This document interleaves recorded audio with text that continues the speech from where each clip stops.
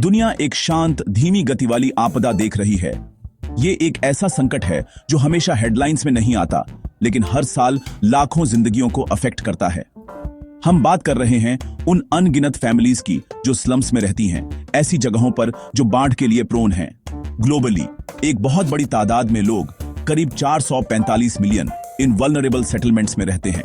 इसका मतलब है कि हमारे प्लेनेट पर लगभग 1/3 स्लम ड्वेलर्स विनाशकारी बाढ़ के लगातार खतरे में रहते हैं।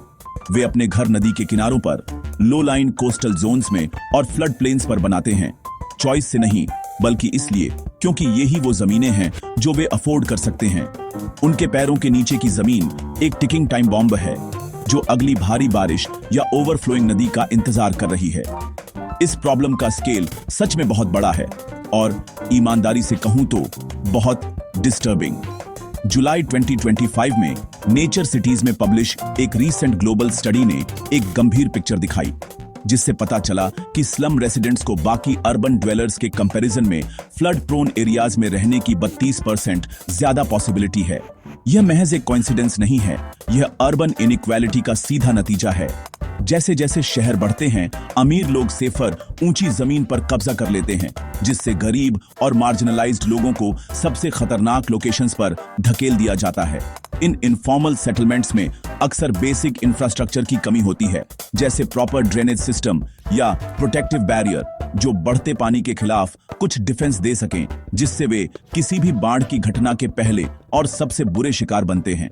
यह संकट किसी एक कंट्री या कॉन्टिनेंट तक लिमिटेड नहीं है, यह ग्लोबल साउथ में एक शेयर्ड स्ट्रगल है। बांग्लादेश के भीड़भाड़ वाले नदी के किनारों से लेकर ब्राजील के कोस्टल फेवलाज तक कहानी दुखद रूप से सिमिलर है। इंडोनेशिया और अफ्रीका के कई हिस्सों जैसी कंट्रीज में कम्युनिटीज एक विशियस साइकिल में फंसी हुई हैं। वे लगातार इस डर में जीते हैं कि एक ही बारिश उनके घरों, उनके सामानों और यहां तक कि उनकी जिंदगियों को भी बहा ले जा सकती है। जिस जमीन को वे अपना घर कहते हैं, वही उनकी सबसे बड़ी दुश्मन बन जाती है। उन्हें लगातार अलर्ट रहने की स्थिति में रहने के लिए मजबूर किया जाता है, यह जानते हुए कि आपदा कभी भी आ सकती है। उन्हें अपने कपड़ों के अलावा कुछ भी नहीं छोड़ती। जब बाढ़ का पानी आता है तो वह सिर्फ प्रॉपर्टी को डैमेज नहीं करता, वह जिंदगियों को तोड़ देता है और मौजूदा इनइक्वालिटीज को और गहरा कर देता है। ये कम्युनिटीज पहले से ही साफ पानी, सैनिटेशन और हेल्थ केयर तक लिमिटेड एक्सेस के साथ स्ट्रगल करती हैं। एक बाढ़ उनके पानी के सोर्सेज को कॉन्टेमिनेट करती है, बीमारियों को फैलाती है और उन्हें एसेंशियल सर्विसेज से काट देती है। एक घर का नुकसान, चाहे वह कितना भी नाजुक क्यों ना हो, डिस्प्लेसमेंट और अनसर्टेनिटी का मतलब है। बच्चों को स्कूल छोड़ना पड़ता है और एडल्ट्स अपनी जॉब्स और लाइवलीहुड्स खो देते हैं, जिससे फैमिलीज और गरीबी में धकेल दी जाती है। यह एक दिल दहला देने वाली रियलिटी है जहां सबसे वल्नरेबल लोगों को बार बार उन परिस्थितियों के लिए सजा दी जाती है जो उनके कंट्रोल से बहुत दूर हैं। त्रासदी का एक ऐसा साइकिल जिसे हमारी अर्जेंट अटेंशन की जरूरत है। इंडिया में यह संकट सबसे ज्यादा है। नंबर्स सच में चौंकाने वाले हैं और हम सभी के लिए एक वेकअप कॉल का काम करना चाहिए। रीसेंट फाइंडिंग्स के हिसाब से इंडिया में दुनिया में सबसे ज्यादा slum dwellers flood prone areas में रहते हैं, 158 मिलियन से ज्यादा लोग। इसे ऐसे समझें तो ये नंबर रूस की पूरी पॉपुलेशन से भी ज्यादा है। ये सिर्फ स्टैटिस्टिक्स नहीं है, ये ऐसे आदमी, औरतें और बच्चे हैं जो रोजाना जानलेवा रिस्क के साथ जी रहे हैं। पूर्व में विशाल गंगा डेल्टा से लेकर पश्चिम में कोस्टल मेगासिटीज तक लाखों लोग खतरे के भूगोल में फंसे हुए हैं। उनके घर उसी रास्ते पर बने हैं जहां पानी को जाना ही है। मुंबई का उदाहरण लें, सपनों का शहर। कईयों के लिए यह सपना एक नाले या एक लो लाइन मार्श के किनारे पर जिया जाता है। मॉनसून के दौरान ये एरियाज रूटीनली डूब जाते हैं, घरों को पानी से भरे जाल में बदल देते हैं। इसी तरह बेंगलुरु में एक शहर जो कभी अपनी झीलों के लिए जाना जाता था, तेजी से और अनियोजित शहरीकरण ने नेचुरल फ्लड प्लेन्स पर अतिक्रमण कर लिया है। इन वल्नरेबल जोन्स में स्लम्स बन गए हैं और जैसा कि हमने हाल के सालों में देखा, कुछ घंटों की तेज बारिश भी विनाशकारी फ्लैश फ्लड्स का कारण बन सकती है।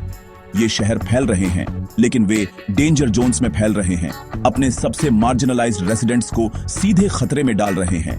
वार्निंग साइंस हर जगह है, फिर भी साइकिल जारी है। देश भर में हाल की घटनाओं ने हमें इस खतरे की भयानक हकीकत दिखाई है। जुलाई 2025 में हिमाचल प्रदेश में विनाशकारी बाढ़, जुलाई 2024 में केरल के वायनाड में आई फ्लैश फ्लड्स और लद्दाख व सिक्किम में आपदाएं हमारी बढ़ती वल्नरेबिलिटी की कड़ी याद दिलाती हैं। जबकि ये घटनाएं सभी को अफेक्ट करती हैं, हाई रिस्क एरियाज में अस्थायी घरों में रहने वालों पर इसका प्रभाव विनाशकारी होता है। उनके पास इवैक्यूएट करने के लिए रिसोर्सेज नहीं होते, फिर से बनाने के लिए सेविंग्स नहीं होती और अपने नुकसान की भरपाई करने के लिए इंश्योरेंस नहीं होता। जब आपदा आती है तो उन्हें पूरी तरह से अपने दम पर छोड़ दिया जाता है। उनकी दुर्दशा अक्सर भुला दी जाती है जब पानी उतर जाता है और न्यूज साइकिल आगे बढ़ जाती है। इतने सारे लोगों के एक्सपोज होने का कारण गरीबी, माइग्रेशन और सिस्टमैटिक नेग्लेक्ट का एक कॉम्प्लेक्स मिक्स है। लोग काम की तलाश में शहरों में आते हैं, लेकिन रहने की हाई कॉस्ट उन्हें अनडिजायरेबल जमीन पर इनफॉर्मल सेटलमेंट्स में रहने के लिए मजबूर करती है। ये एरियाज अक्सर नदी के तल या फ्लड प्लेन्स पर सस्ते होते हैं क्योंकि वे खतरनाक होते हैं। अथॉरिटीज कई मामलों में इन सेटलमेंट्स को फॉर्मली रिकॉग्नाइज करने में फेल हो जाती है, जिसका मतलब है कि उन्हें अर्बन प्लानिंग और डिजास्टर मिटिगेशन एफर्ट्स से बाहर रखा जाता है। यह आधिकारिक इनविजिबिलिटी लाखों लोगों को अधर में छोड़ देती है। बिना बेसिक सर्विसेज के और बाढ़ के प्रेडिक्टेबल और बार बार आने वाले खतरे से कोई प्रोटेक्शन नहीं मिलता। इस संकट को समझने के लिए हमें सबसे पहले एक सिंपल सवाल पूछना होगा, ये बाढ़ क्यों आती है? इसके कारण नेचर की ताकत और इंसानी एक्शन का कॉम्बिनेशन है। सबसे कॉमन कारण रिवराइन फ्लडिंग है। इंडिया में गंगा, ब्रह्मपुत्र और कृष्णा जैसी बड़ी नदियां लाइफलाइन हैं, लेकिन भारी मॉनसून के दौरान वे सूज सकती हैं और अपने किनारों को तोड़ सकती हैं। जब ऐसा होता है तो पानी नेचुरली लो लाइन फ्लड प्लेन्स में बहता है। अनफॉर्चुनेटली ये वही एरियाज हैं जहां कई स्लम्स लोकेटेड हैं। यह ऐसा है जैसे किसी हाईवे के बीच में घर बनाना। जब ट्रैफिक आता है तो कोलिशन इनएविटेबल है। ये कम्युनिटीज नदी के नेचुरल कोर्स के सीधे रास्ते में रह रही हैं। एक और बड़ा गुनहगार है जिस तरह से हमारे शहर बढ़ रहे हैं। यह एक मैन मेड प्रॉब्लम है। जैसे जैसे मुंबई और बेंगलुरु जैसे शहर फैलते हैं, कंक्रीट और डामर मिट्टी और वेजिटेशन की जगह ले लेते हैं। कंक्रीट पानी को ऑब्जॉर्ब नहीं करता, यह उसे बहने के लिए मजबूर करता है, जिससे पुराने और इनएडिक्वेट ड्रेनेज सिस्टम ओवरवेल्म हो जाते हैं। झीलें, वेटलैंड्स और तालाब जो कभी नेचुरल स्पंज की तरह काम करते थे, अपार्टमेंट्स और ऑफिस बनाने के लिए भर दिए गए हैं। इस लगातार अर्बनाइजेशन का मतलब है कि जब भारी बारिश होती है तो पानी को कहीं जाने की जगह नहीं मिलती। यह लो लाइन एरियाज में जमा हो जाता है, जिससे अचानक और गंभीर अर्बन फ्लड्स आती हैं जो कुछ ही घंटों में सड़कों को नदियों में बदल सकती हैं, जिससे सभी को सरप्राइज मिलता है। फिर फ्लैश फ्लड्स का बढ़ता खतरा है जो ज्यादा फ्रीक्वेंट और इंटेंस हो रहे हैं। ये नदियों के कई दिनों तक ओवरफ्लो होने से नहीं होते, बल्कि बहुत कम समय में अचानक एक्सट्रीम रेनफॉल से होते हैं। क्लाइमेट चेंज हमारे वेदर पैटर्न्स को और अनिश्चित बना रहा है। रीसेंट डेटा से पता चलता है कि इंडिया में ऐसी घटनाओं में तेजी से वृद्धि हुई है। 2020 में 132 घटनाओं से बढ़कर 2022 में 184 हो गई हैं। एक फैमिली के लिए जो एक पहाड़ी के नीचे या एक संकीर्ण ड्रेनेज चैनल के बगल में एक कमजोर झोपड़ी में रहती है, एक फ्लैश फ्लड एक भयानक और अक्सर जानलेवा घटना होती है। तैयारी करने का कोई समय नहीं होता, भागने का कोई समय नहीं होता। पानी एक अचानक शक्तिशाली धारा के रूप में आता है, अपने रास्ते में सब कुछ बहा ले जाता है। आखिरकार ये फैक्टर्स मिलकर जोखिम का एक परफेक्ट स्टॉर्म बनाते हैं। नेचुरल रिवर साइकिल्स, अनियंत्रित शहरी विस्तार जो एनवायरनमेंट को इग्नोर करता है, और बदलते क्लाइमेट के कारण बारिश की बढ़ती इंटेंसिटी, ये सब सबसे वल्नरेबल पॉपुलेशंस पर केंद्रित होते हैं। इन स्लम्स में रहने वाले लोग इस प्रॉब्लम का कारण नहीं हैं, लेकिन वे इसके प्राइमरी विक्टिम हैं। वे डेवलपमेंट के एक मॉडल की कीमत चुका रहे हैं जो समावेशी या सस्टेनेबल होने में फेल हो गया है। इन कारणों को समझना पहला कदम है, लेकिन इसके बाद इन कम्युनिटीज को एक प्रेडिक्टेबल और प्रिवेंटेबल त्रासदी से बचाने के लिए सॉल्यूशंस खोजने की कमिटमेंट भी होनी चाहिए। तो क्या किया जा सकता है?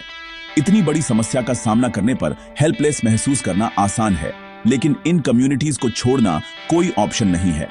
सॉल्यूशन आसान नहीं है, लेकिन इसे पर्सपेक्टिव में एक फंडामेंटल शिफ्ट के साथ शुरू करना होगा। हमें स्लम ड्वेलर्स को इंक्रोचमेंटकारी नहीं, बल्कि ऐसे नागरिक मानना चाहिए जो सेफ्टी और डिग्निटी के हकदार हैं।